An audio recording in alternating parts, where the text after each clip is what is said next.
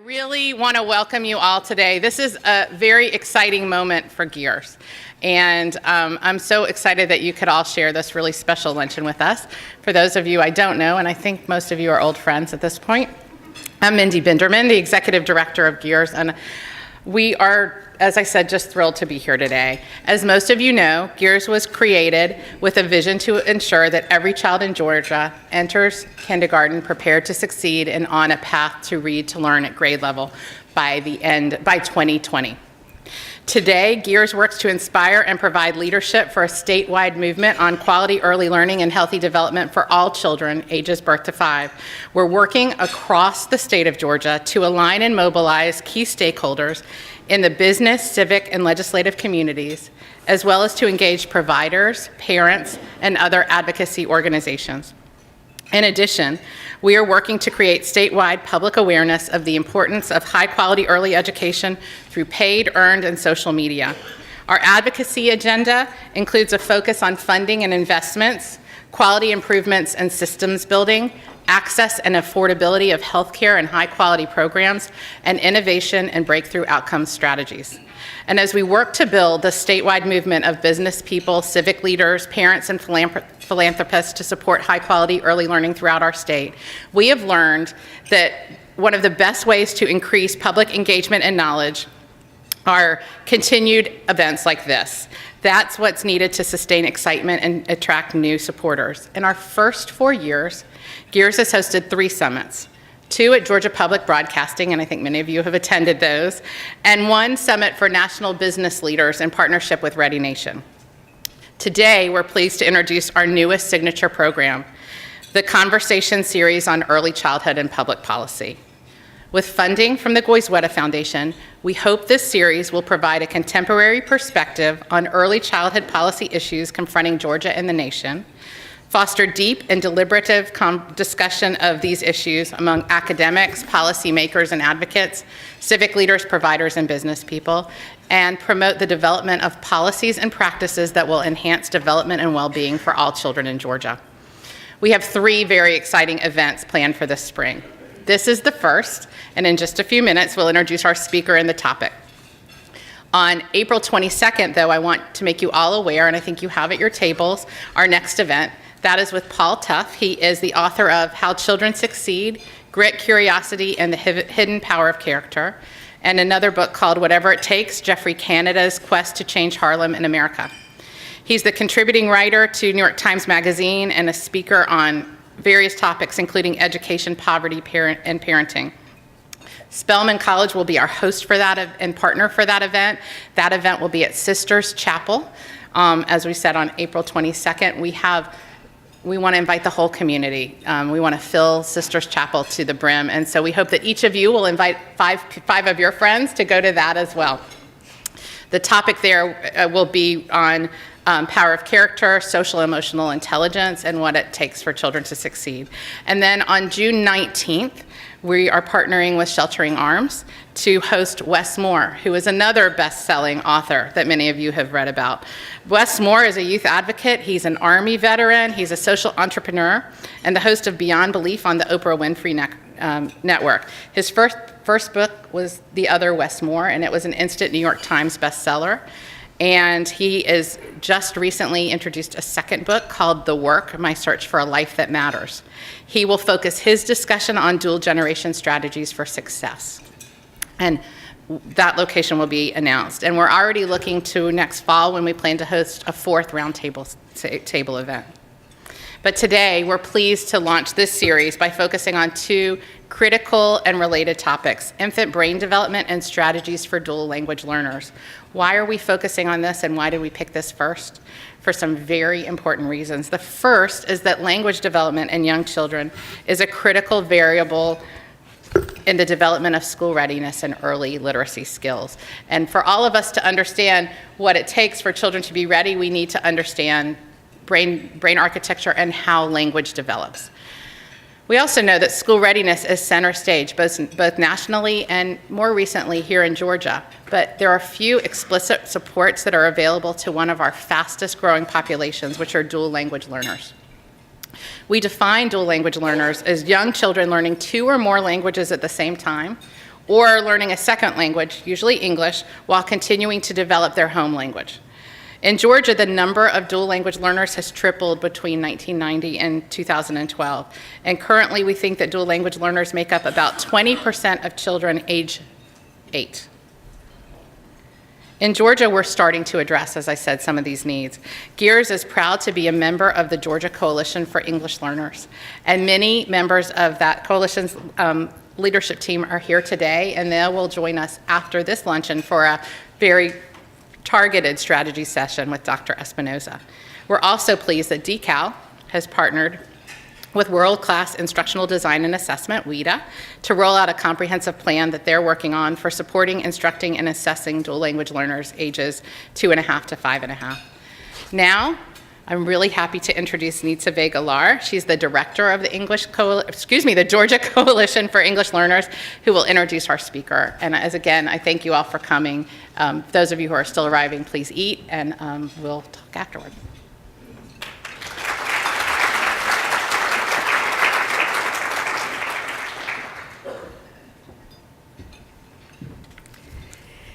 Thank you, Mindy. Good afternoon, everyone. I am truly honored to introduce our invited speaker, Dr. Linda Espinosa. Over the last 30 years, Dr. Espinosa has worked in a variety of roles, including teacher and researcher, administrator and policymaker, trainer and evaluator, and consultant in school districts, state departments, and educational foundations, always in the quest, in her own words, of getting it right for young children who often have no voice. Dr. Linda Espinosa is currently co-principal investigator for the Getting on Track for Early School Success, Effective Teaching in Preschool Classrooms project at the University of Chicago, and former co-PI for the Center for Early Care and Education Research for Dual Language Learners at the Frank Porter Graham Child Development Institute at UNC Chapel Hill.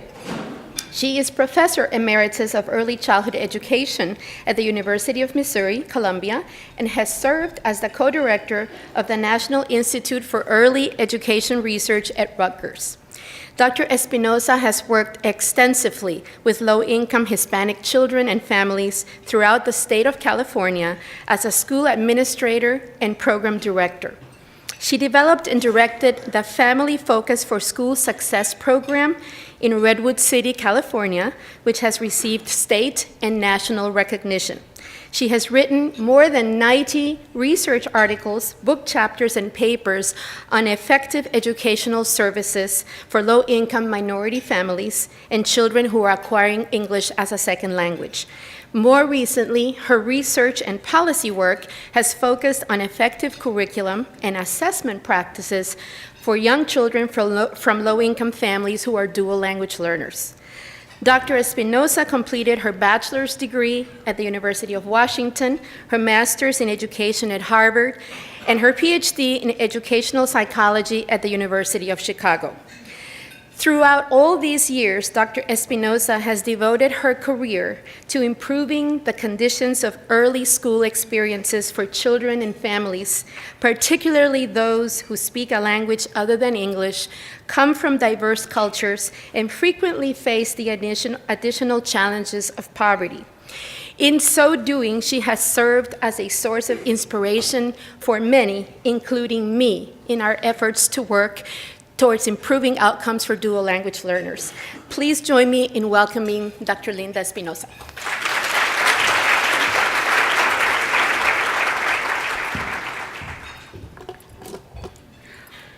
Good afternoon. Buenas tardes. Hey, I love Atlanta. Or let me just say, I'm learning to love Atlanta and Georgia. Hold on here. So before I start, I actually would like to thank Mel. Mel, do you want to stand up? Because without Mel, we would have no presentation at all. Thank you, Mel, for all your technical assistance. And let me just say what an honor and really a pleasure it is to come and be able to participate in this conversation you're having around early childhood. Anita and Mindy and others have been graciously sharing your information with me, so I've gotten some kind of an insight, some background information into what your pressing challenges are and what the activities you're currently engaged in. What I'm going to talk about today is understanding and supporting early language and literacy development of young dual or English language learners. You already gave a definition, Mindy, but I want to elaborate on that a little bit. Before I do, let me see a show of hands. How many of you speak more than one language? Yay. And can you shout out what those languages are? Spanish, French, Russian. How many of you, Hindi? How many of you speak more than 2 languages? Again, shout out. German, Spanish, English. French, Spanish, English. Hindi. Okay, now I'm not sure. I recognize those, but it sounded like 4. Indian languages. Pardon me? 4 Indian languages. 4 Indian languages plus English? Yeah. So we're talking 5. Wow. Anybody that speaks more than 5 languages? You definitely get the prize. I will give you something before the day's over. And each and every one of you that speaks more than one language has certain advantages that you maybe aren't even aware of, but we're going to talk about those today. And I'm so impressed. As I share some of this research that has been exploding in the last, say, 7, 8, 9 years, what I'd like for you to do, if you do speak more than one language, think about how this compares to your own experiences, your own memories of acquiring a second language. Or if you're working in contexts that with children and families that don't speak, that English is not their primary language, think about what I'm saying and see if this is consistent with your experiences. It might not be, we'll see. Okay, so you've already defined it. The only thing that I have to say about the definition of dual language learners, and like Mindy or somebody, I've actually been around for a very long time. So I've seen the evolution of the federal office go from the Office of Bilingual Education to the Office of English Language Acquisition. I have seen policies take 180-degree turns within state departments of education. This term, dual language learners, is a very specific term that was adopted. It's actually the official term for the Office of Head Start, for most research institutions, for several state departments of education, because what that term designates is that young children who speak a primary language other than English in the home have a language. They are not just English language learners, which tends to be the way educators perceive them, what they don't know in English. Okay, so the term connotes a dual language capacity that we are actually promoting and supporting. So the term itself has significance beyond just meaning that this child is acquiring English as a second language. It also is recognizing a capacity, a strength, a linguistic talent, if you will, and that's the way I think of it, that the children bring into our early care and education settings. So, obviously, as was already mentioned, we are more diverse than we've ever been in this country, and the trend lines just keep going up. And there is a sense of demographic urgency around this. Mindy mentioned some of the statistics for the state of Georgia, but across the country, even in very, very rural locations in the country, we're seeing pockets, immigration trends. For instance, I was working in Iowa this past summer, and they have a whole resettlement track that is bringing brand new recent immigrants from, does anybody know? I mean, I actually had not known. Burmese. And so we had to learn a lot about the Burmese language background in order to help people prepare to serve those children and families. But just in Head Start, more than 30% do not speak English in the home. In the 15% in the K-12 enrollment in the U.S., 27% of all children born in the 27% of all children born in the United States are not native English speakers, 27%, and that was from, I think, 2010, 2011. So that proportion is increasing for lots of different reasons. It's not just immigration. Most of them speak Spanish, but in my experience, that is highly variable. I know you guys, your main non-English language is Spanish, but you have a variety of other languages too. And it just varies community by community. Like I said, Iowa, it was the Burmese language. The statistics that I could find on Georgia, this was interesting, was that you went from 70,000 to 91,000 between 2002 and 2012, which was about a 300% increase. Now, the statistic I found on state-reported pre-K programs, which is not all of your early care and education settings, was at about 10%. But again, you're in the double digits. So who are English dual language learners, and what do we know about their development and achievement? And at the get-go, what we need to do is open up our minds to paradoxes. So sometimes the ways in which we learned a second language, our memories of that may be flawed. And that the paradoxes that we're seeing, that we first started uncovering really in the late 90s, are now documented and well established. Obviously, everyone knows that children from low-income and dual-language families are highly vulnerable to underachievement. Any metric you want to use, whether it's kindergarten entry, high school completion, college enrollment, and we could go over those statistics, all day. I just wanted to show you this particular graph because it does. Can anybody see it? You can see it, or you can't see it? Well, let me just point it out. So these are the average NAEP reading scores for English language learners from 1998 to 2011. 2 points I think are significant. One, from 2003 to 2011, it's basically flat. So there has been no improvement in the NAEP reading scores, and of course those are in English for English language learners. The second thing is that the average NAEP in 2011 for ELLs was 188. The average for all students was 221. The average for all students minus ELL is 225. The average for school districts that have low rates of poverty was 238. The average for high concentrations of poverty was 203. So you can see, and I think, I'm appreciative of the fact of being invited here, and I'm also very aware of the fact that because of our accountability demands, this issue is front and center on the educational agenda.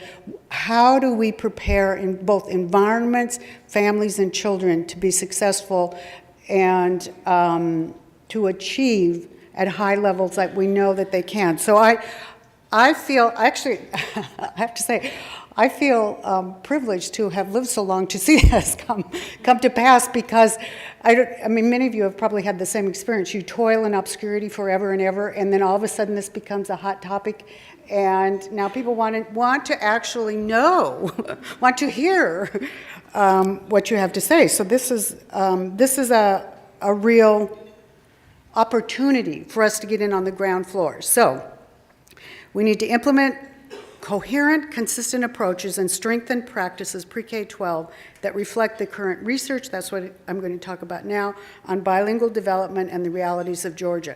This was all I could find about Georgia ELL achievement gap. I couldn't find kindergarten entry data, but obviously high school graduation rates for white, 70%, Latino, 60%, black, 62%, and ELLs, 44%. And that was, I think, 2012, 2013.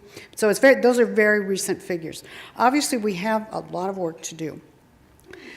The question that I asked of myself early on was how much of this achievement gap is due to language status, the fact that they have a language other than English and must acquire English to become successful in school, versus poverty, versus cultural and linguistic discontinuity between possibly the home environment and the school environment. So where and at what points do these contributing factors mix to create these dismal statistics? I'm not going to go into all the data, but let me also say, if you want follow-up reports or data, I will send them to you. I will send you a lot of information. I think my email is on the first slide so that people can email me, and that's good. I'm happy to do it. Let me just put it this way. Well, actually, I'll ask you all. Okay, we did a secondary analysis of the early childhood longitudinal study, which is a representative of 22,000 kids across the country, representative of all children from kindergarten through third grade. And we disaggregated that data set by language and by SES. So we were able to actually look at what's the relative contribution of the fact that they have another language versus the contribution of the fact that they oftentimes grow up in low-income settings, environments. And here's what we found, which is actually a huge take-home message, and you need to believe this, deeply believe it. What we found, okay, let me see what you think. Let's say a child with his family immigrates to this country and is a native speaker of an Asian language. Okay, so children who speak Asian languages. They're not native English speakers. English is their second language. How do you think they would score at kindergarten readiness? Above or below? Above? Above? Does anybody think below? Okay, we have some well-trained, sophisticated people here. Do you want to say that a little louder? I think it depends upon their English ability, because they might be able to pass the assessment and have the skills, just not able to produce it in English to show the assessment. So if it's not a bilingual test, assessment. So clearly the language of the assessment is going to affect how the child scores at kindergarten entry. Well, here's a little piece of news. Children that come into this country speaking a language, an Asian language, and English is their second language, they actually score below native English speakers for those reasons that you just mentioned. But by third grade, they outperform monolingual English speakers on every school achievement measure. So they start below, but they outperform by third grade. So that having that second language didn't hold them back. What about children who speak a European language? Pardon me? Would you think that they score higher or lower? Just shout it. I can't hear. Higher. Why? Well, to relieve the suspense here, the children who come to this country as immigrants and speak a European, and that can be French, German, any European language, actually at kindergarten entry they do score higher at kindergarten entry and throughout their whole school career. And you know why? I'm sure you do. Because because they probably have multilingual exposure, but they also have something else. Well, the languages aren't that dissimilar, and there is overlap there, but to a huge extent, children who come into this country who speak a European language are in high SES brackets, the top 2 quintiles, for instance. So they score higher at every point as well, including kindergarten entry. My point on this whole thing is that the fact that they have a language other than English does not deter. When these other factors are present in the child's life, that does not dampen or predict low achievement in English. We know that now.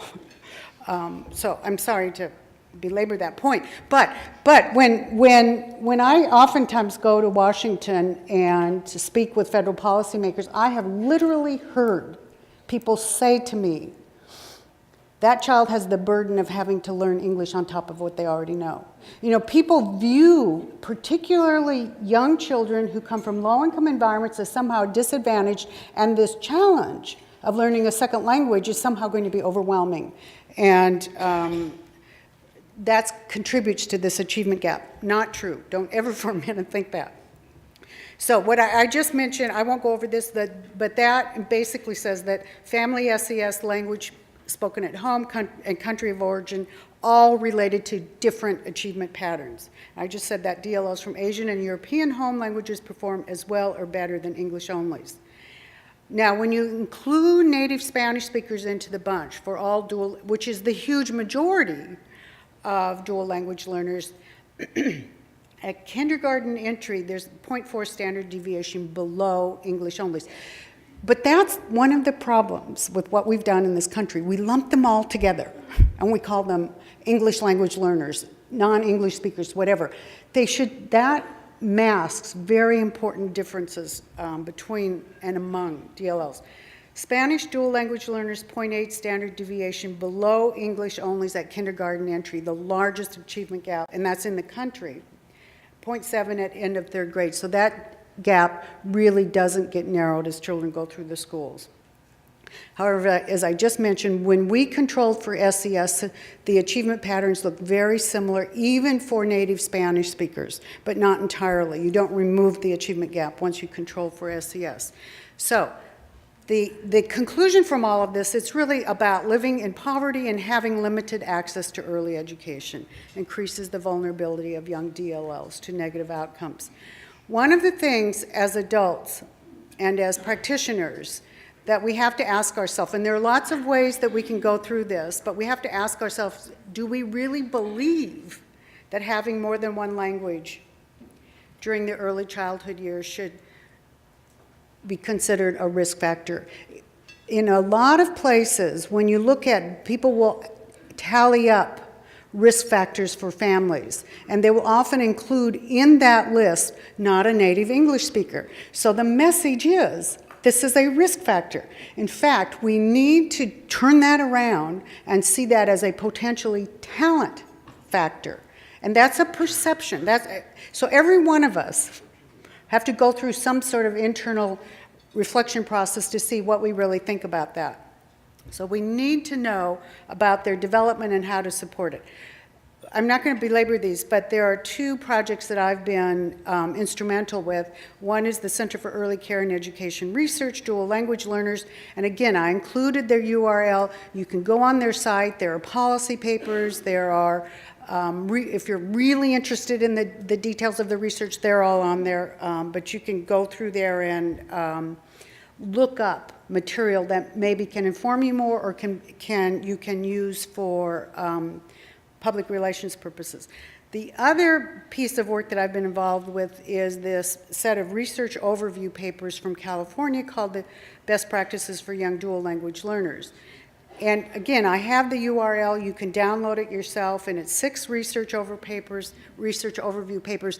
So in those papers, what we did was bring national scholars together to tell us, what do we know about the neuroscience of brain development for dual language learners? What do we know about the impact of having more than one language on math, science, technology, social studies, social emotional? It's not just language. So what do we know about that? What are the best practices? How do we engage with families and children with special needs who are dual language learners? The papers were written to summarize the research in terms that everybody can understand and ended with recommendations for practitioners. So these were designed to give you that empirical research base that everybody says you have to have these days. And then what does that mean for what we should do in classrooms and in programs for dual language learners? We actually have training materials and videotapes and all of that, and a whole set of preschool guidelines. It's a huge package of support materials that were, well, what happens in Atlanta stays in Atlanta, right? So anyway, they were supposed to be out in the fall, then in December, then in January. Now we're waiting daily, like when will these things be released? But the California State Department of Ed should be releasing them very soon. And I'm happy to share, all of this is in the public domain, so we're able to do it. So what have they told us? Dual language learners develop within specific contexts. It's what I just mentioned. And that context matters. So we need to know about their SES status, if they're recent immigrants. We need to know about their country of origin, the languages that they speak in the home, who speaks them and for what proportion of time. The other thing we're learning more about is the age of exposure. So when children are first exposed to English seems to make a huge difference in terms of their trajectory, their potential trajectory. And the quantity and quality of language inputs, the opportunities to use language. I have several tools. Head Start has tools. We all have tools that are available for practitioners, for programs, to begin conversations with families to find this information out. You're not on your own. You know, as recently as 5 years ago, you were on your own. Now we really have support tools that can help you discover this information. So we know that in many respects, dual language learners have assets. Lower infant mortality rates, fewer physical and mental health problems, strong social skills. They tend to live in intact families with a strong work ethic. Their parents have high educational aspirations. They're very committed to seeing their children succeed in school. And families, by and large, I think it was a Pew study that said about 85% of Hispanic dual language families want their children in organized early care environments. So there are, you know, not too long ago, people used to say it was a cultural reality that Latinos will not enroll their children. Not true. And like I said before, the other thing we know is that beliefs and attitudes matter. So what we believe about this influences our behavior. I've actually gone in and done observations in programs where they will tell me they are doing a 50-50 English-Spanish, all staff are bilingual, we are promoting bilingualism. And when you go in and observe throughout the day, large group, small group, individual one-on-one time, what I found in several programs was that, in fact, what they're doing is about 85 to 90% English immersion. And they're using Spanish for non-academic time and for management issues. So children aren't really learning academic Spanish. They may or may not be comprehending the content in English, but the point was that the staff were not implementing the goals and policies of their program as they thought they were. So on this topic, like some others, it's very important to go below sort of what the surface says to what are we actually seeing in the programs, what are the practices, and do staff really understand what it means to do different types of programs? So what do we know about promoting development and improving achievement for young dual English language learners? And I was gratified to see in Georgia, in your alliance, that you have a goal of reading at grade level proficiently by 3rd grade. And I always say, you know, I mean, I represent a certain community, but I also know that every child in this country has to learn to read in English. I'm not denying that, you know. What I'm doing is suggesting alternative routes toward achieving that goal. What we know now about birth to 5 and those early years and dual language acquisition should be influencing the policies that we enact and the practices we implement to achieve this goal. Every child should be reading proficiently. The other thing that, you know, we always have to remind ourselves is that, in my mind, the ticket for success in this country is really being college eligible. And you're college eligible if you can take the ACT or the SAT and score high enough to be able to get into a decent college. That, to me, is the ticket to middle class life in this country. All of our children should be able to achieve that goal because they're not going to give it in any language other than English in my lifetime. So what do we know about the research? Actually, I mean, the bad news is that we don't have lots of studies. And probably the majority have come out in the last 15 years or so. So it's a fairly thin layer of research. And is confounded by methodological issues that I won't go into, assessment issues, all variety of issues that we've never really set a direction for how to conduct this type of research. Why I am very confident and why I can work with programs on very specific strategies is because of this exciting new infant research that really has exploded in the last 6-7 years. The other thing that I think is very significant for those of us working in this field is that almost all of the studies point to the same conclusions. So we're not contradicting each other. So I think even though we don't have a huge depth and robust number of studies, the studies that we do have, I think, are yielding great insights into what we should do. Strong reading, we have to do that. I do not question that goal. But how do we accomplish it when children already have a language and that language is not English? I'm going to talk a little bit about the science of bilingualism, the human capacity, the benefits and differences. So how do dual language learners look the same as or different from in the areas of cognitive, social, linguistic, executive function, family dynamics, and vocabulary? So we know, really literally in the last year, we can chart this out now. You know, what is it that they know differently and in different ways than monolingual children? And why do we need to support languages? And how can we engage families as critical partners?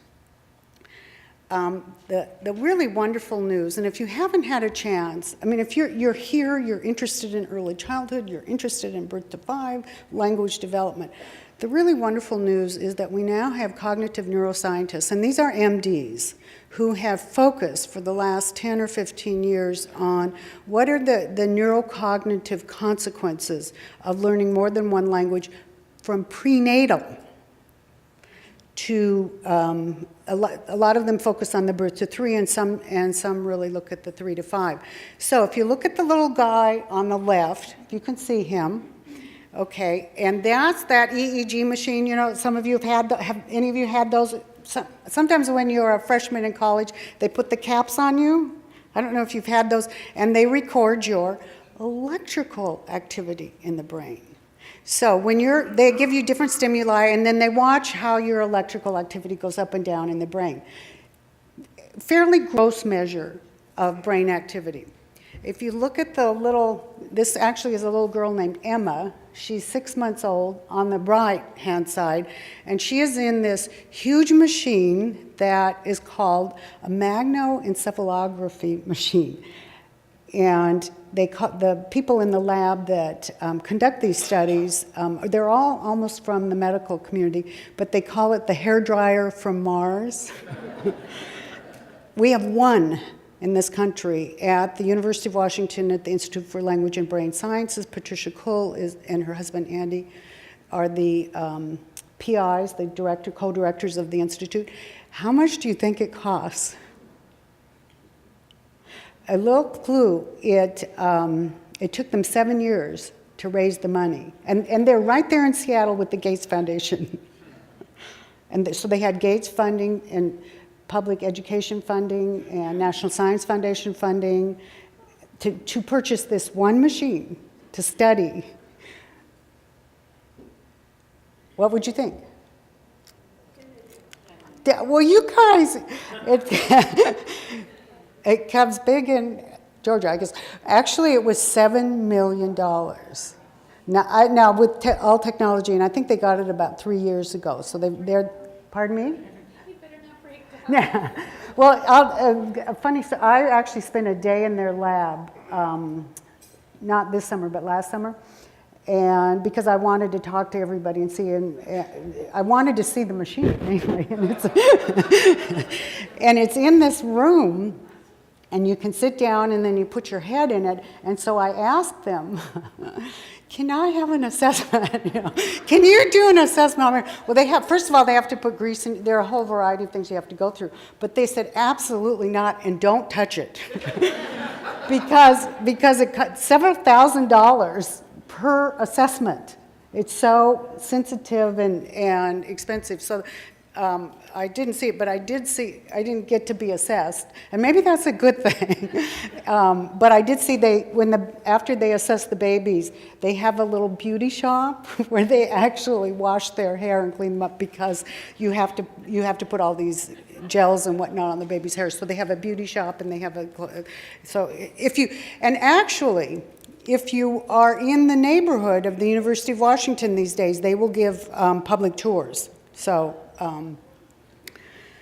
it's wonderfully informative. The research base. So brain development is different. I've been mentioning that. In what ways?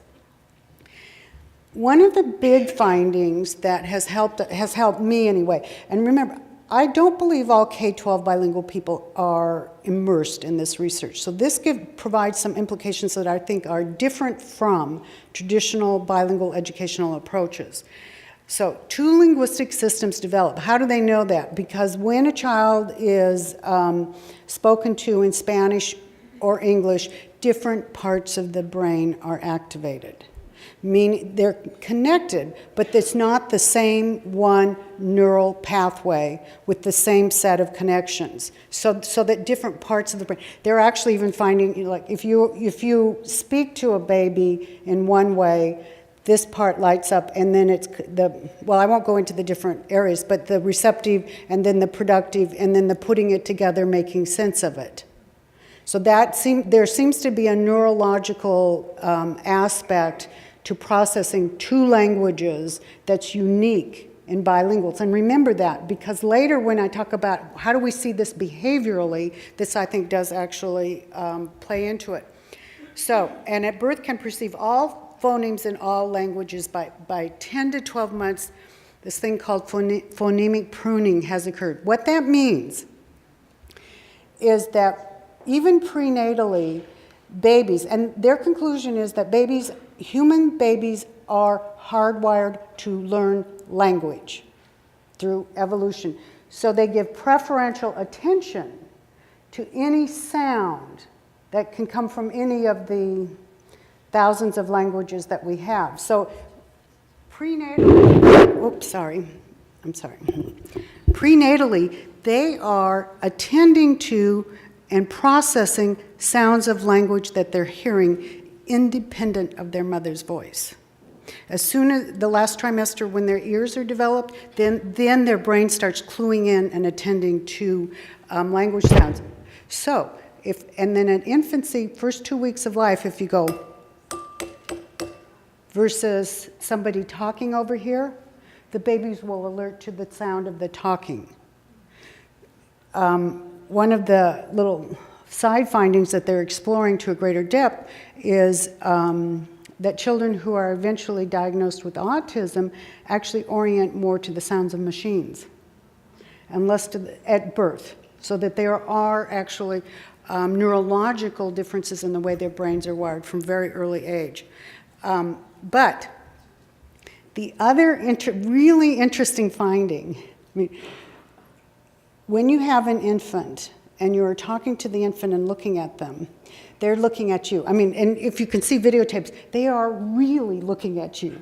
They are staring at your eyes and watching your mouth to see how you're talking. And their brain is even more active. It's like actively learning and processing and categorizing and classifying, and they call it the statistical process that babies go through. And again, this changes the way their brain is structured. So,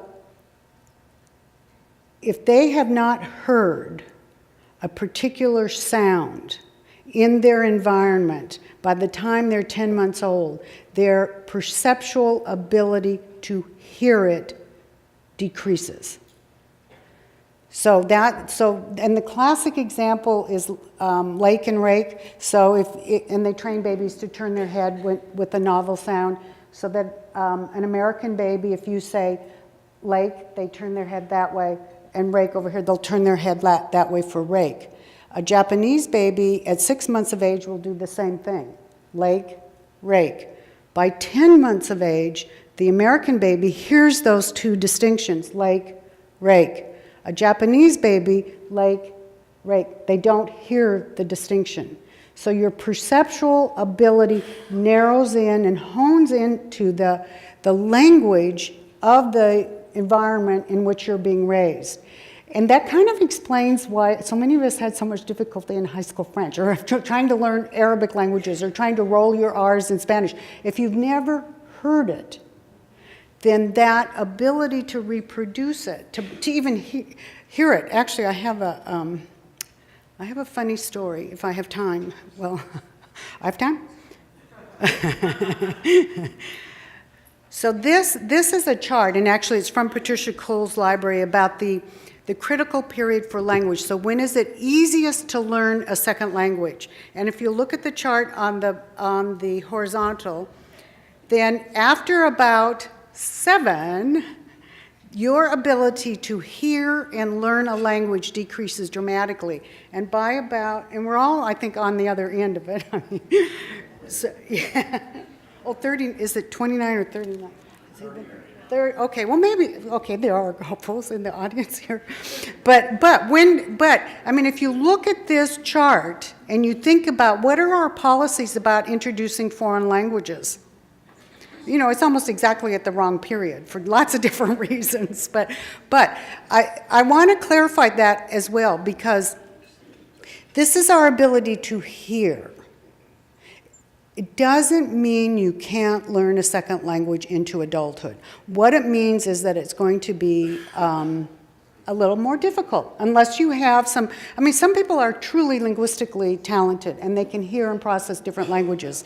Most of us are not so gifted, but so it becomes a more challenging task. So here's my first little funny story about that. In my family, I was told pretty early on, but I didn't believe it till I was a senior in high school, that I am tone deaf. By the time I got to my first music class in college, I still wasn't willing to stop singing, because you can't always hear yourself. And I won't tell you about the embarrassing situations, but anyway, when I was in college then, my music instructor said, nobody is tone deaf. She said, that is a myth. She said, if you can distinguish between a fire engine and an ambulance, you are not tone deaf. Okay, she said that to us, to everyone. And then she heard me sing.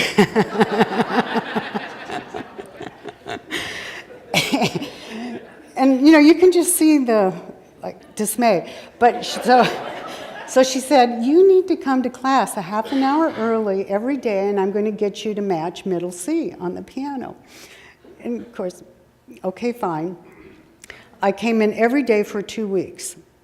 I could almost match middle C, but I couldn't get to D. And eventually she said to me, and I accept this, mind you, you are the exception to the rule. You really are tone deaf, okay? Needless to say, I dropped that class, because I was a scholarship student and I need my grades to be up. And okay, we're not doing music then. But anyway, so I have actually accepted that you know, in those 7 intelligences or 8 intelligences now, music, I'm way down here. Okay, so my daughter, when she went to college, and she knows, I mean, I am banned from singing anywhere in the house or the car or anything.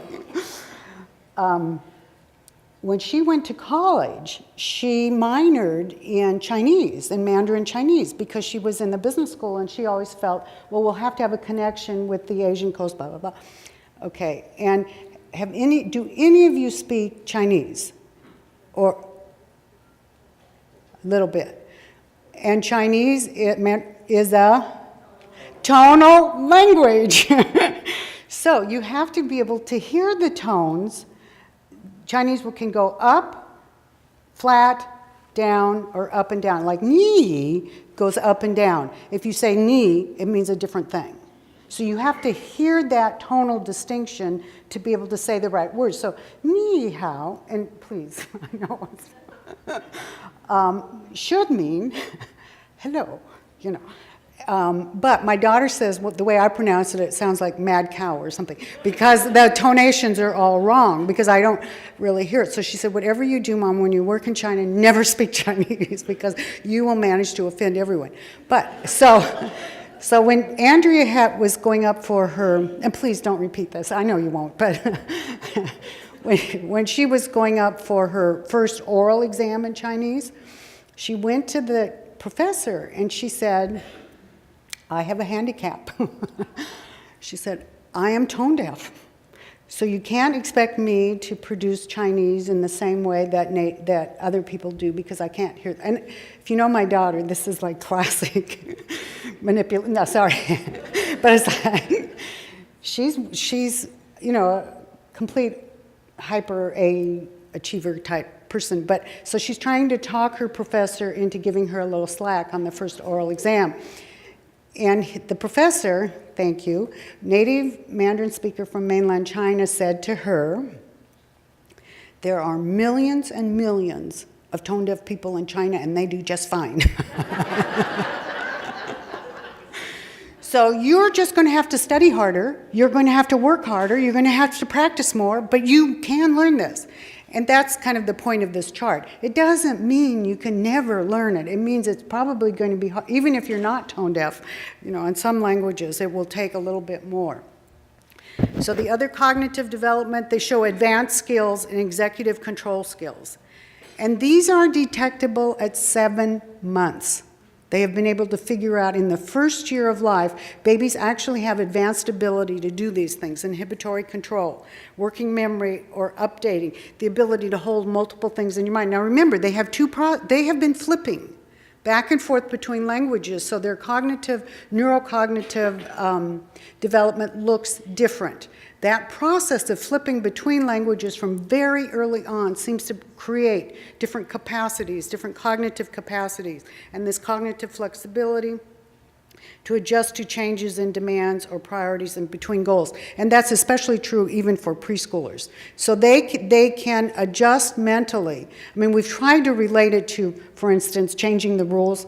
We don't have studies that have done that yet, but there is this cognitive flexibility capacity for dual language learners that is an advantage over monolinguals.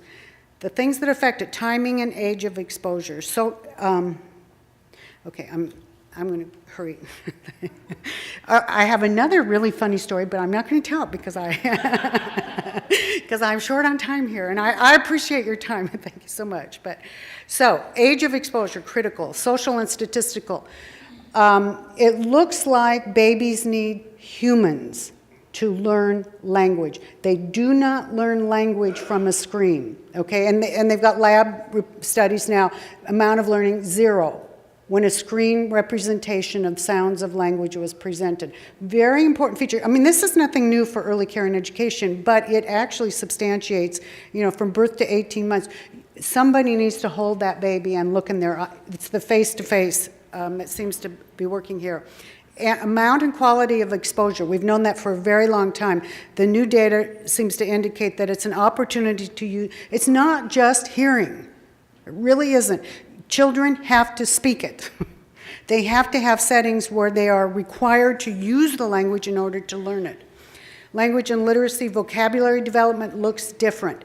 Longer lexical retrieval time. I'm not going to go into these in great detail because I have lots of stuff I can send you. But the important point is, on all of this, is that when you set expectations for kindergarten entry, you really are going to need to make adjustments for children who are dual language learners. Their vocabulary is not going to look the same. You should never give a dual language learner a time test because of some of the stuff I've just said. But they will have other advantages that you won't really be able to detect unless you assess them in both languages. And again, I've got lots of papers that tell people how to do this.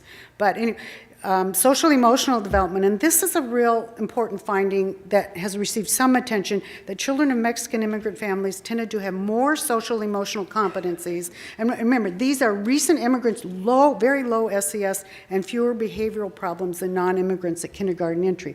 That tells me, and I think there are some studies going on now, that there is something in Latino, Hispanic parenting practices that culturally seem to prepare and strengthen children socially and emotionally.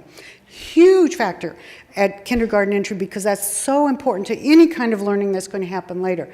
The bad news is by third grade, those advantages are gone.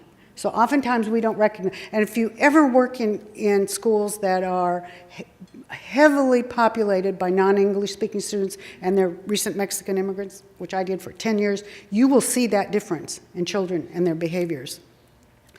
The other thing is that bilingual advantages are tied to the extent of bilingualism, so a little bit is not enough. You can't just do a little bit and expect to get these effects. That people are saying for very young children, it's like 25 to 30% of their environment has to be in a language in order for them to learn it. So sometimes I've seen programs where they will do either all English or all Spanish 90% of the day and do 10% at the end of the day. And there are actual curricula developed to do this, and it's mainly flashcard kind of stuff at the end of the day. That is not a language learning program. That's a flashcard where they're learning to call and respond, okay? So exposure and opportunity to use are best predictors of proficiency. I'm not going to talk about this. Sorry. You can all take a look at the PowerPoints later. What we know from our recent studies is that child care appears to be especially beneficial for DLLs. They have larger gains than other children in center-based care, high-quality care, and when the home language is spoken to some extent in the care. But we also have evidence that shows they're less likely to be enrolled in pre-K, and most often, like 85% of the time, when DLLs, particularly Spanish-speaking DLLs, are in center care, they don't receive any support for home language. It's pretty much an English-only approach. Let me say one thing about consequence of home language loss.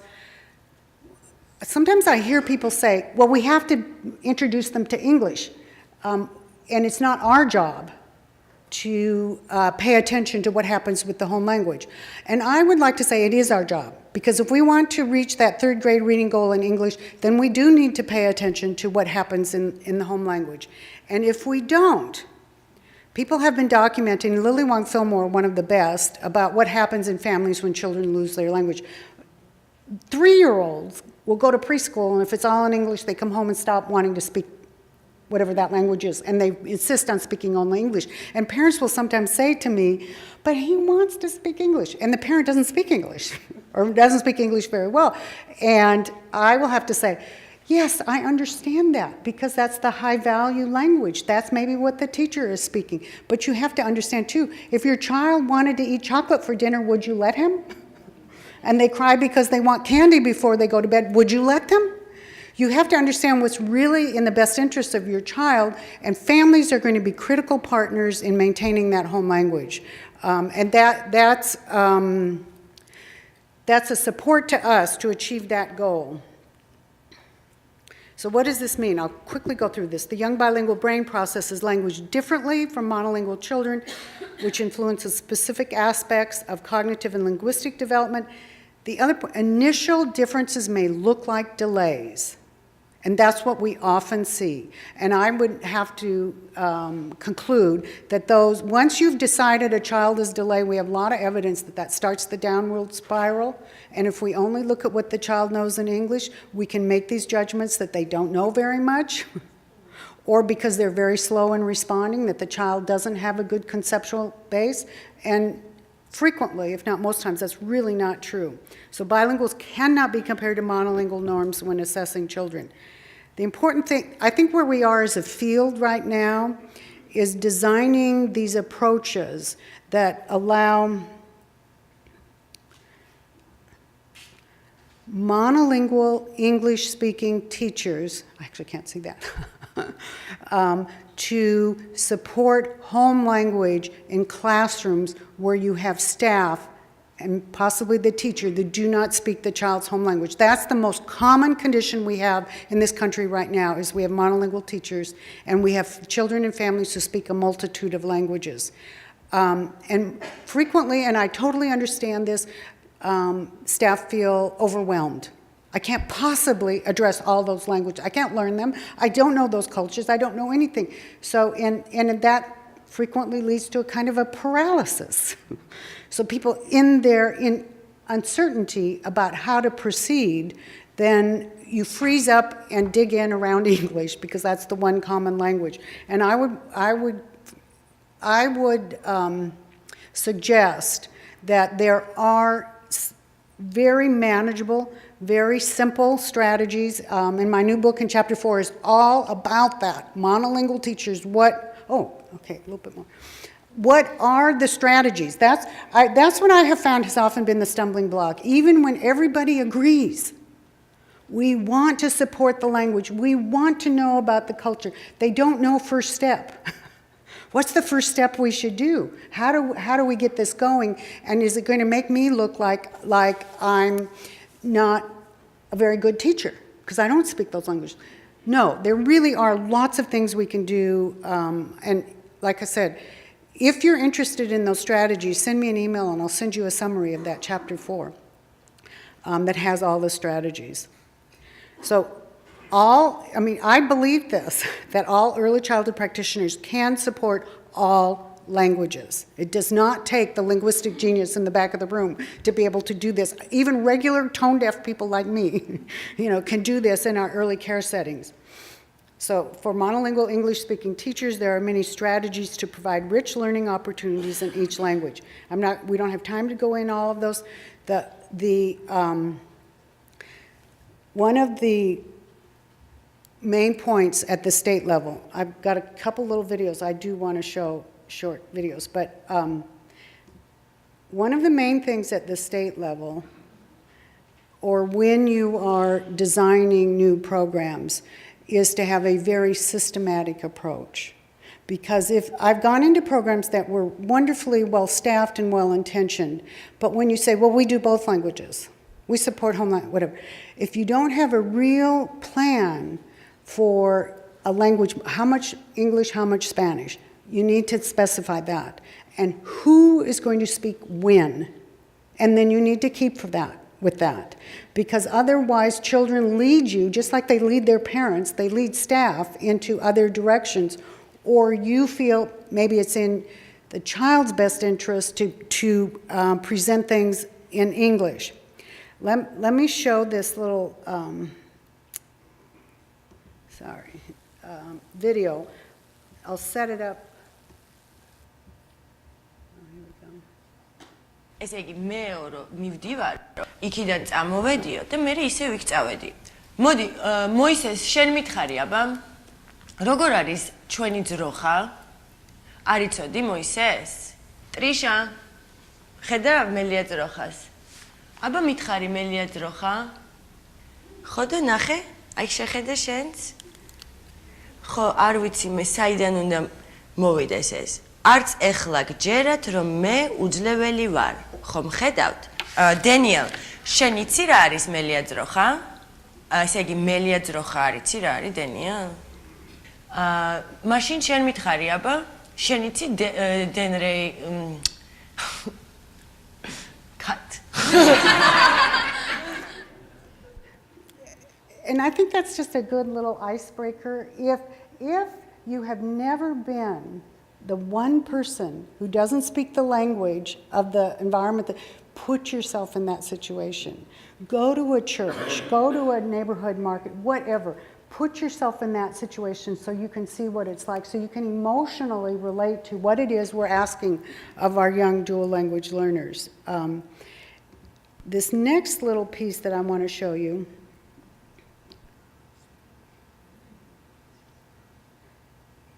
if we had time, we would spend the whole afternoon doing some training on this, but...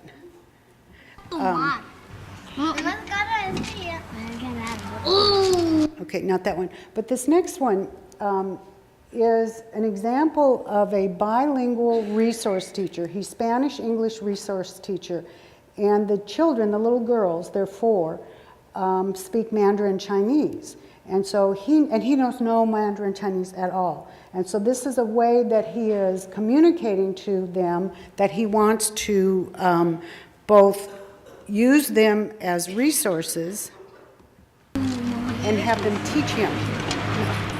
You want to tell us something in Chinese? Yeah. So what are you going to tell me in Chinese? Are you sitting down? You know, Jenny and I were talking earlier. Chuan chuan. What's that? It's a bed. It's a bed? Oh, and how do you say sleep? 睡觉。睡觉。Sway chow?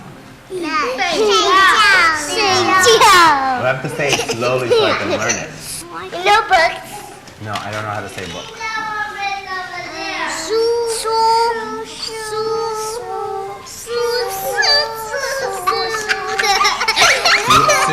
Sue? Say it slowly. Sue, Sue?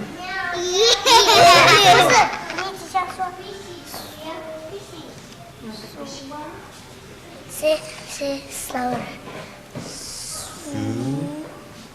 Say slower. Sue. Yeah.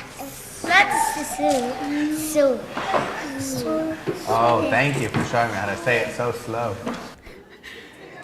So,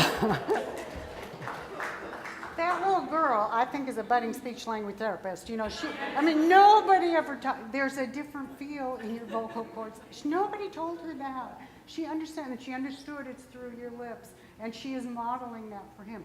And so, you can see, well, just shout out, what impact does that have on those little girls? Absolutely, they're valued. He's kind of, not so sharp on Chinese, so that gives them a little higher value because they know it, and they're having this joyful time in their pre-K setting, showing their highly talented bilingual Spanish-English resource teacher how to say words, and he just is having a hard time with it. So if that actually, every time I see it, cheers me enormously. The last thing that I want to show you.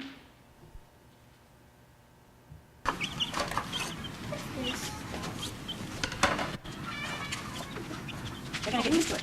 A real farm for them. Flash, I see a goldfish looking at me. Goldfish, goldfish, what do you see? I see a mother. I see a mother looking at me. That's the setup. Mother, mother, what do you see? I see beautiful children looking at me.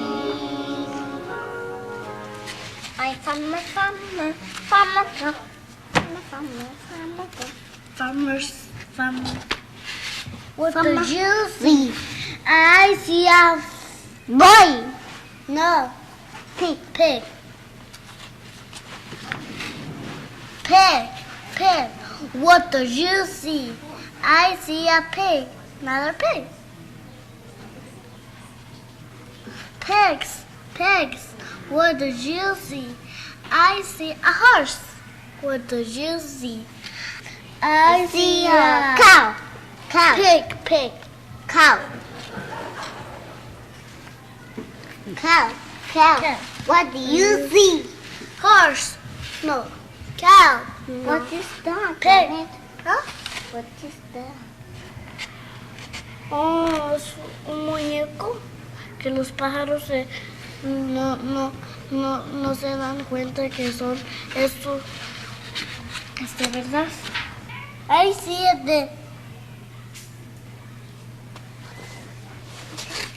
Pig, pig. What do you see? I see a horse. Horse, horse. ¿Qué es esto? Horse, horse. No, dámelo. Abuela, ¿qué es esto?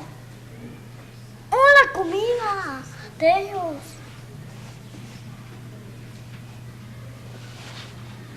Fruit, fruit. What do you see? I see hens.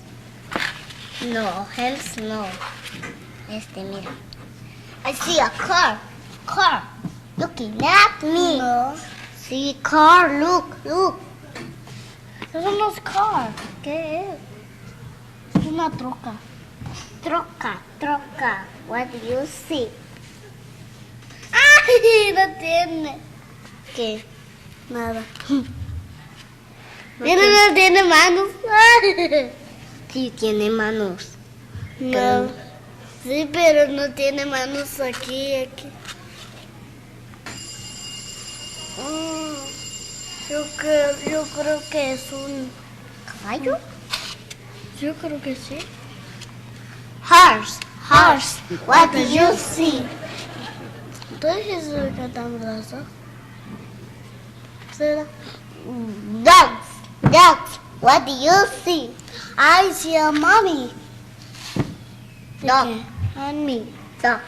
Mommy dog. What do you see? I see a cow. What do you see? I see a rooster. I see a cat. What do you see? Oh, mira, muchos animales. Look. Tan. Ah! Slow one. I forgot.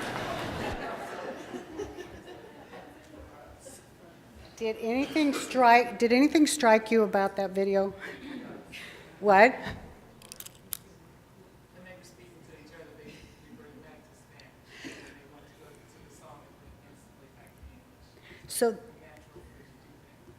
So they were using Spanish to assist themselves as they were learning the English. I have to tell you, too, that the whole rest of the class was outside. They elected to stay in with this flannel board and do this. And it was like 25 minutes. They worked. And you could tell. It's a lot of work. It's a lot of cognitive attention focused on this process of being able to learn new words. Did anything else strike you in it?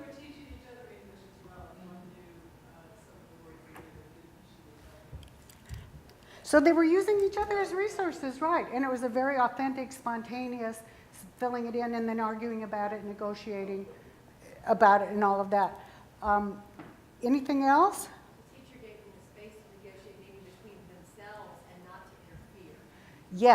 Yes, thank you very much.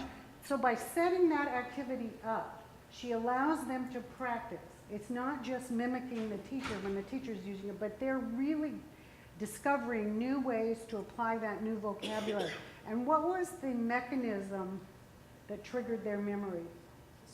The songs. And in this whole set of strategies we've developed, music and songs, and remember, I'm not the one singing, but the music and the songs seems to be a triggering device along with, oh, actually I'm almost done. So it seems to be a real trigger. It's a kind of a glue that helps people remember, that song, that rhythm, those beats, and they reverted back to it to go into the chant and then focus on what that new vocabulary. One last piece about that.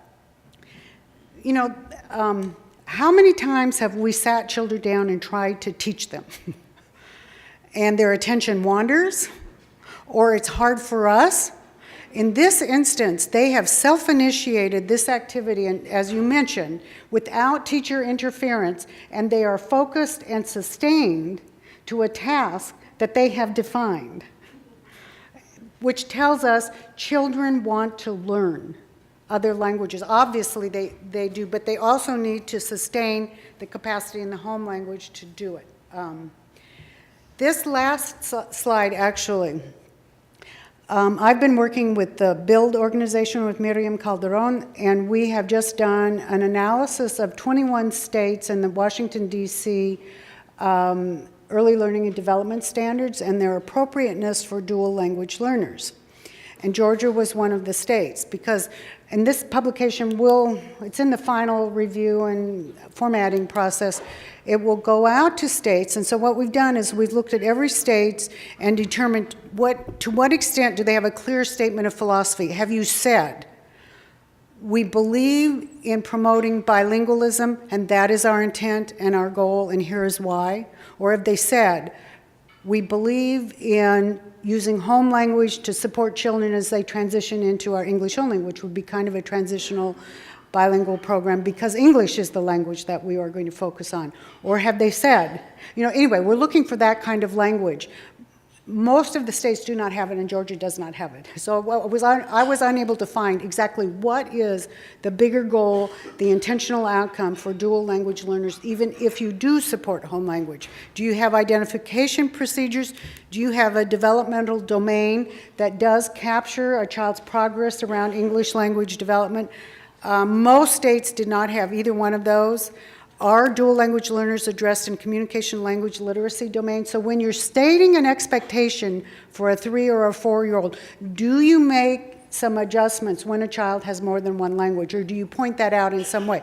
California's taken on that task by saying they can demonstrate any of these language achievements in any language that they speak. So it depends on the state which direction you want to go. Do you have clear family engagement strategies when families don't speak English?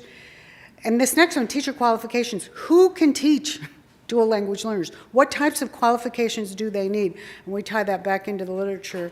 Do you have recommendations for teaching practice or strategies? And then if you believe that both languages are important, do you actually have recommendations for how to achieve that goal? California and Illinois are probably the two strongest states on that particular criterion. And then at the end of my PowerPoints, I've identified a number of resources that should help you as you move along, both at your larger policy level, but also as you support programs as they move forward in trying to define exactly what is our approach, what are the best practices, how can we prepare and implement and monitor those. So thank you very much.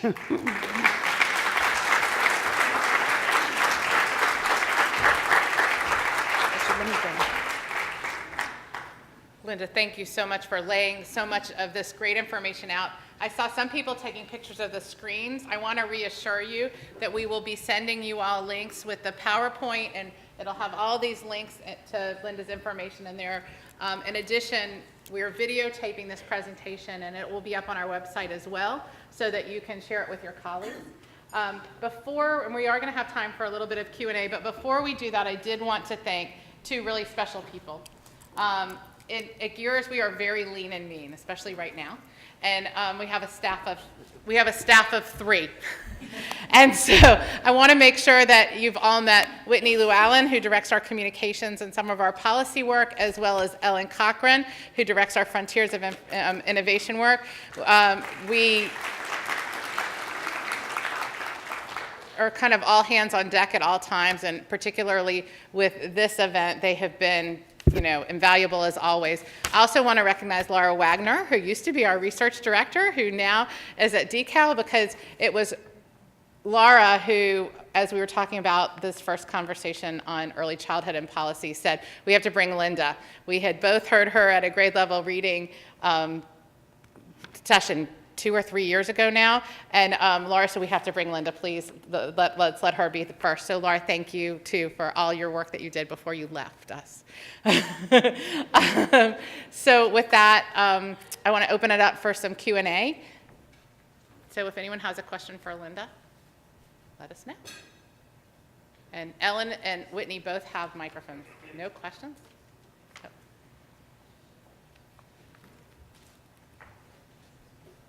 Hey, Dr. Espinosa, thank you for the information today.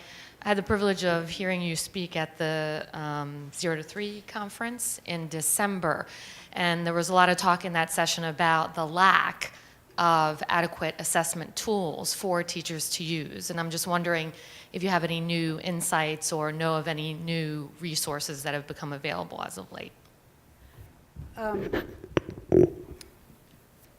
Assessment is one of those tricky issues, and the psychometrics of developing standardized assessments for more than one language that are actually valid across languages, it's a very challenging task.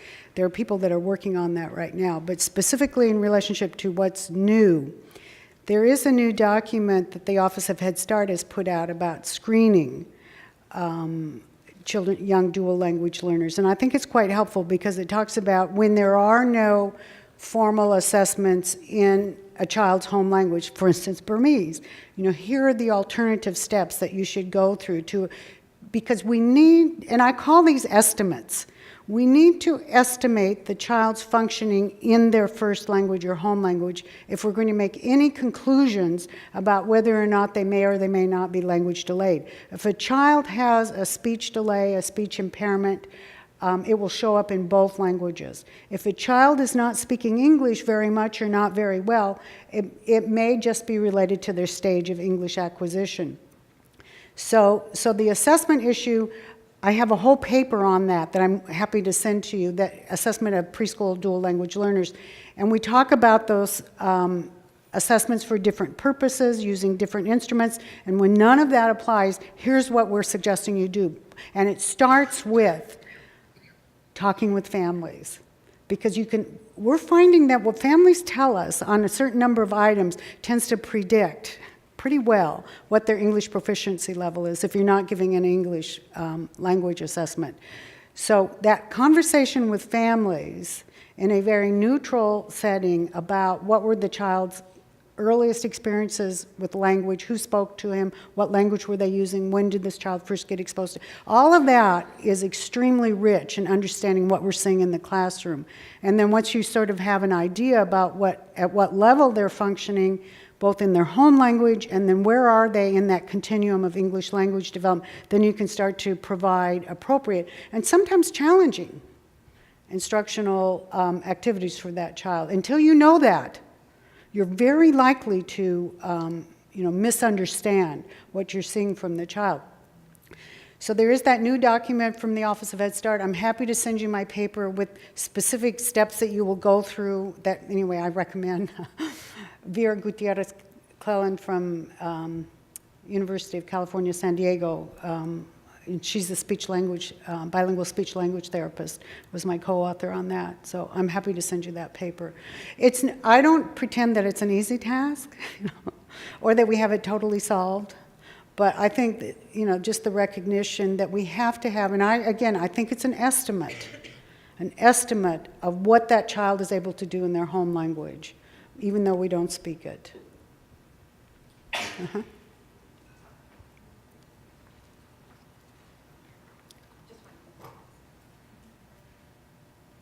I was just wondering if you had any suggestions for materials for content teachers of dual language learners to help them overcome their anxiety and paralysis about leveraging the home language and culture.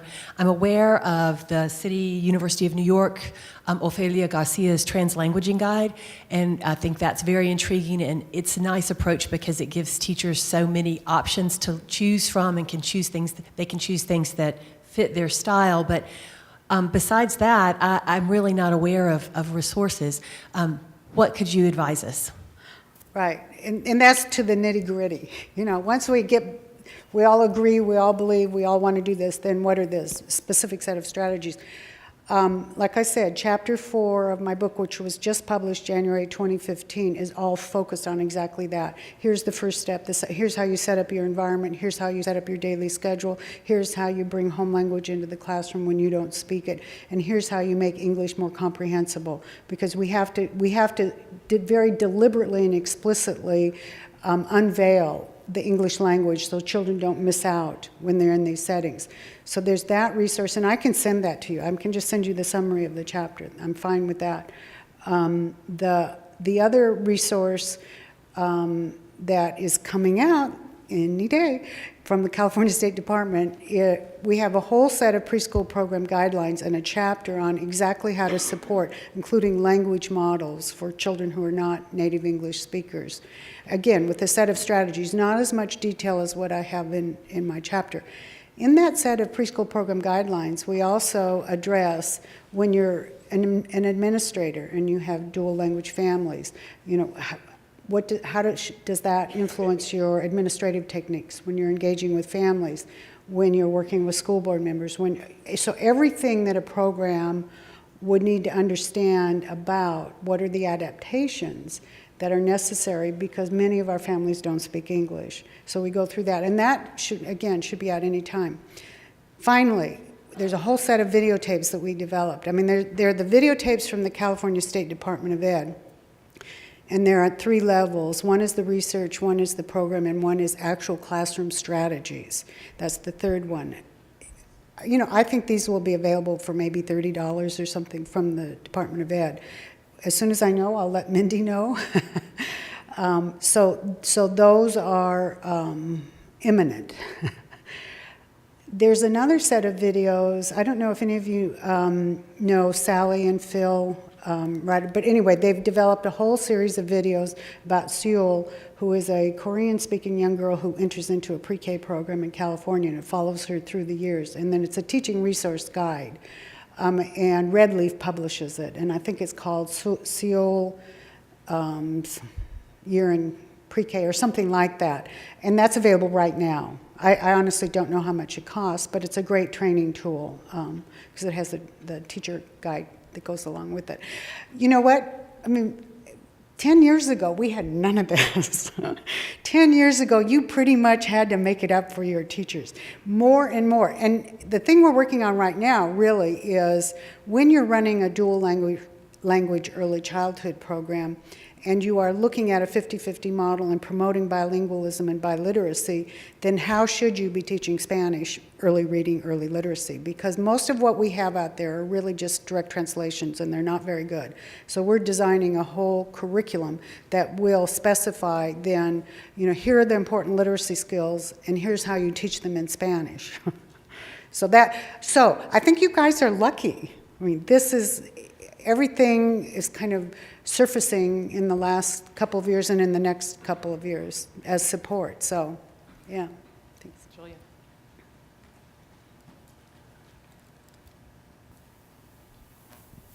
As you said, this is an emerging field, things that we didn't know about.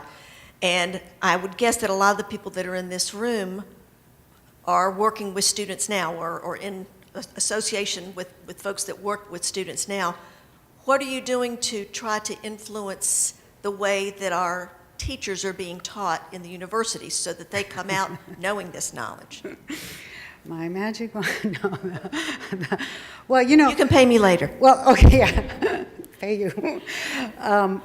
You know, just a little bit of history. I got a PhD from the University of Chicago and decided I did not want to be in academia. So I spent 17 years running schools, being in Washington and California, which is, to me, the best job. I loved that job. You know, there is nothing quite like running campuses where kids and families and everybody are there. And then relatively late in my career, I went into academia after I had been one of the most vocal critics. I said, never say something, you'll eventually have to eat your words. And I then ran a large teacher education program at the University of Missouri and was, you know, able to conduct some research. So one thing I learned from all this, I used to feel like school districts changed at a snail's pace. That was, compared to academia, that was lightning speed. So institutions of higher education, and who's here from higher ed before? Okay, well, I think it's very slow to adapt to changing conditions, let me just say that. And when you're a faculty, and most early childhood faculty are monolingual English and not faculty of color, quite frankly. The prospect of rapid turnover is not there because you have tenure for life and you stay there. And the early childhood higher ed faculty has been that way for 15 years since we first started looking at it. In my experience, I was an NCATE Board of Examiner as well. That NCATE standard, if they're accredited by NCATE, there is a standard on diversity and it pushes programs forward. So I think that's a very good thing. I think it actually needs to develop more teeth in it. The Department of Education has funded several teacher prep programs to address issues of dual language learners. And I can get you that list because I was working with them. And they are really seriously, one of them actually is University of Wisconsin, not Madison, but the other one. And they are seriously integrating this content throughout all the child development courses, language development, family engagement. and a standalone course, which is actually what I would recommend. Right now, I'm actually developing courses for the University of Florida that will be available online publicly, because most early care and education providers don't have a 4-year degree. So how can we make this content available to them that's accessible? So we put this whole series of courses together around understanding and promoting development of DLLs for people with high school diplomas. They'll get college credit for these courses, but our expectation isn't that they're actually college graduates. So I think, but the topic you bring up about higher ed, I mean, I think that's something all of us have to constantly bring up, because it's a very difficult institution, to integrate. I don't think they're necessarily resistant. I think they just simply don't have a history or the expertise residing within the institutions to help move this forward. So thank you for bringing that up.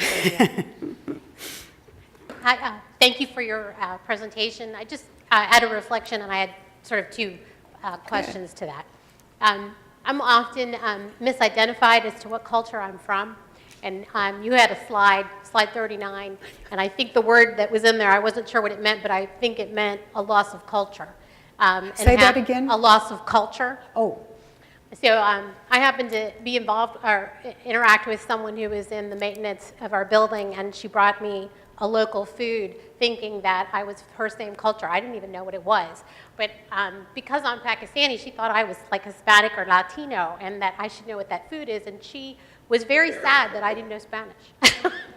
But can you talk about what the impact is or long-term impact there might be on children who do lose their culture because we're focusing on one particular language? And the second question, too, is about how do we encourage educators to not utilize children as interpreters and translators to their parents? So on the loss of culture point, did you have a question on that, or was that your comment? How do you see that impacting children long term? How does that happen? How do you see it being a negative kind of thing for children? Right, and we actually now have studies on this, so we're not out on a limb so far in it. But when children stop speaking their home language, culture is transmitted through language. So then they stop having those opportunities to interact with the ancestry that holds that wealth of culture. So many, and I would say this was certainly true of my upbringing. I like to say the University of Chicago squeezed every ounce of color I had out of me, but so up until very recently, a lot of our schooling was really very narrowly bounded. So you had to really communicate your abilities in a very narrow range of ways. So there wasn't much tolerance for diversity of opinion about, topics or intelligence or different things like that. So when children lose their culture, and that's the culture their families have with them, what they lose is their main avenue to gain from that wisdom. I like to think about it as kind of cutting children off at the knees, because then they don't have that rootedness in identity. This is who I am. This is where I come from. Children can be multicultural. We all do it. You act one way at home, another way at school, another way on the streets. That's not a problem. What's a problem is when you communicate, this culture is less than, and this is the culture. In order to be successful, you have to give up the first. I would have to say that was probably descriptive of the way I was raised. There is absolutely no benefit and lots of potential harm in thinking that way. Lily Wong Fillmore has lots of qualitative data about teenagers, when they stop speaking their home language, and the tensions and possible ways in which they get derailed. because they no longer have that family support. And those years are problematic for everybody. If you're a parent with a teenager, you know, these are rough waters for everyone. And if you don't have that strong connection to your family, your grandparents, your ancestry, your origins, then you're a little moralist out there. You're a little rudderless out there. So culture is not anything to be afraid of, and just, like I said, can be additive just like language. Your second question was on? Oh, using children as interpreters, right, which is totally unfair because it does put them in an unnatural power situation that, and I know that sometimes spontaneously families or teachers will do that, but it really puts a huge burden on the children, and then it kind of makes the adults embarrassed, you know, because their child is doing this translation. So I think that's a very sensitive style. That interaction requires sensitivity on the part of the person who needs a translator to not fall into that. I think it's very easy to fall into that trap. And for a word here or a word there, it might not be that big of a deal, but you certainly never want to rely upon the child as your interpreter. That, you know, that sets up all kinds of dynamics that child and the family have to then deal with once they go home. So, yeah, thank you. I want to thank you, Linda. I think that, yeah, we need to be. As I said, we're going to utilize and leverage Linda's Dr. Espinosa's visit to do some strategy within our coalition as well, and that coalition will report back to all of you. There's some information about the coalition outside. I want to just remind you before we wrap up of Paul Tough on April 22nd. Again, bring your friends and let us know. There's registration information inside your agendas, as well as Westmore on June 19th. There are a couple of other things I want to point out to you that I think are really important. We are right now in the highest, most stressful point of the legislative session of the Georgia General Assembly down the street. There's also a whole lot of work going on on Capitol Hill on DC on several issues of importance to early childhood. You can expect that within the next few weeks you're going to get action alerts from GEARS, as well as, and I saw Pat before, Voices for Georgia's Children. I would love for you to look at those, respond to them. We do need your advocacy and support to support children's issues, and for GEARS particularly early childhood, in the next few weeks. Our Mayor's Summer Reading Club will gear up and get started this summer. We've picked 3 phenomenal books. We're really excited about that. There are copies of Amari's Bike Adventure, which was one of our books from last year that the Rollins Center, the teachers from the Rollins Center at the Atlanta Speech School wrote. The Spanish copies are outside if any of you would like that. We're really, again, excited about the Summer Reading Club. If you're not already partnering with us and are interested, let us know. Within the next few weeks, we will also be announcing 2 to 3 replication sites for Summer Reading Club. We have, with the support of the United Way of Greater Atlanta, had the opportunity to issue an RFP and invite communities in the metro area to replicate the program and get tools and books and stuff like that. So we're really excited about that reach as well.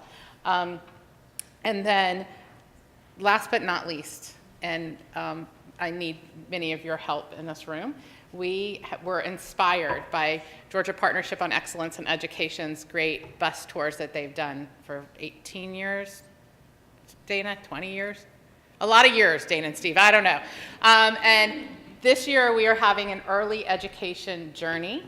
It will take place May 11th and 12th. The goal is to fill a bus with business leaders, foundation leaders, media, and others who will join us for a day and a half of a tour through parents, and we're going to look at parents as teachers. We're going to look at a centering pregnancy site.